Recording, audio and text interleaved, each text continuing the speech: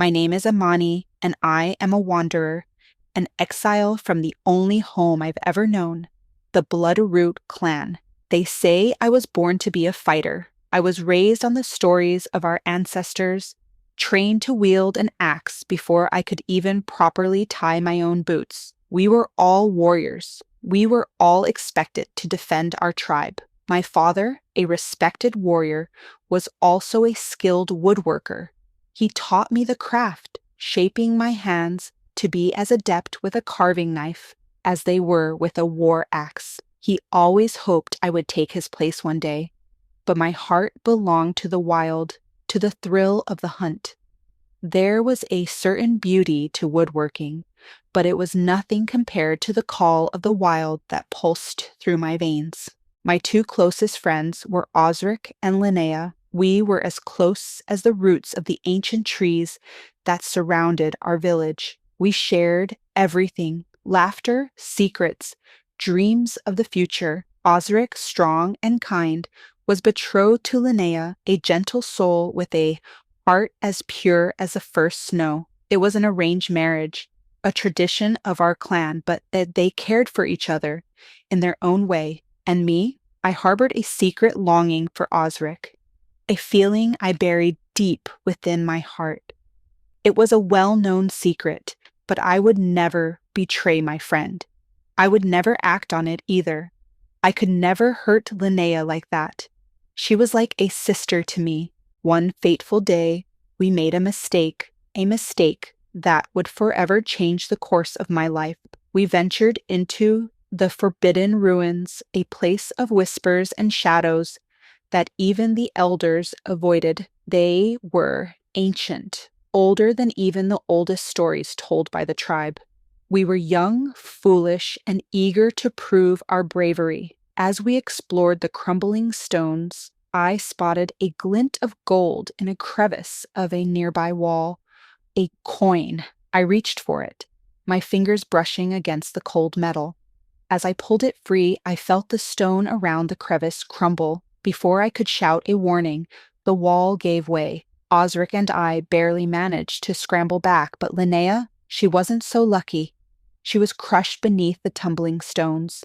It all happened so fast. One moment she was there, the next she was gone. We carried her lifeless body back to the village, Osric and I, numb with shock and grief. But grief turned to rage in the eyes of Linnea's father, Borin Grimbeard. He accused us of murder, claiming we had lured Linnea to the ruins to get rid of her. He saw my feelings for Osric, twisted and warped by his pain, and accused us of being lovers, of plotting against his daughter. "You were always jealous of her," he roared, his face contorted with fury. "You wanted Osric for yourself." His words were like daggers piercing through my grief and shock. I opened my mouth to protest, to deny the horrific accusations, but the words caught in my throat. How could I defend myself against such a monstrous lie when the evidence, Linnea's lifeless body, seemed to speak against me? I would never hurt her. I loved her. Didn't they see that? Borin, in his fury, challenged me to a duel to the death. It was his right, according to the laws of our clan, and our leader, Thorvald Runewolf, could not deny him. I found myself facing a death sentence. I was a skilled warrior, but Borin was a seasoned veteran, fueled by a father's fury. I knew my chances were slim.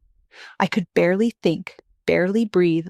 All I could see was Linnea's face and hear the echo of her laughter. The fight was brutal. I tried to focus, to remember my training, but Borin's blows were relentless, each one a testament to his grief and rage. He was a whirlwind of pain and fury. I fought with everything I had. I was fueled by desperation, but it wasn't enough. He disarmed me, and as I lay on the ground, wounded and defeated, I saw the killing blow coming. I closed my eyes, bracing for the end, a strange sense of relief washing over me. Then Osric did the unthinkable. He jumped between us, shielding me from Boren's wrath. He begged for my life, swearing that Linnea's death was an accident, pleading for an end to the bloodshed. I was shocked. Did he not see that he had potentially doomed himself as well?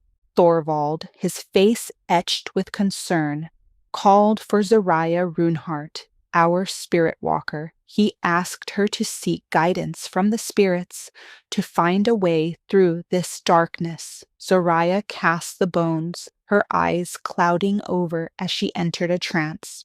When she finally spoke, her voice was different, laced with an ancient power that sent shivers down my spine. "This one," she said, pointing a gnarled finger at me, "does not die here today. The threads of fate are woven differently for her. Banishment is her path. The spirits say she has a path she must walk alone." And so I was banished. Osric, my dearest friend, was forbidden to follow. I was cast out, stripped of my home, my family, my friends, with nothing but the clothes on my back and the weight of Linnea's death on my soul. The unfairness of it all made it hard to breathe. As I walked away, I saw Osric watching me, his eyes filled with a sorrow that mirrored my own, and a silent promise I couldn't understand. Did he blame me? Did he hate me? Now, I wonder. The words of the spirit walker echo in my mind, a constant reminder of my solitary fate. What is this path I must walk alone? What destiny awaits me? Guilt gnaws at me, a constant companion. Even though I know Linnea's death was an accident, I can't help but feel responsible. I was the one who reached for that cursed coin. I was the one who disturbed the ruins. I should have known better. But back then, I was too reckless. I tried to find meaning in the events that led to my exile, to understand why I was spared when Linnea was taken. I hope that one day I can return to the Bloodroot clan, that I can somehow overcome my banishment and show them that I am not a murderer. But until then, I walk this path alone, guided by the whispers of the spirits and the memory of a friend I will never forget. My only comfort is the belief that there is a reason for all of this, a purpose to my suffering. I must believe that, or else the weight of my banishment might crush me. This is my story, the story of how I lost everything and how I hope to find myself. I have nothing left to lose and everything to gain. I pray that one day I will be able to forgive myself. I pray that one day Osric and the others will forgive me too.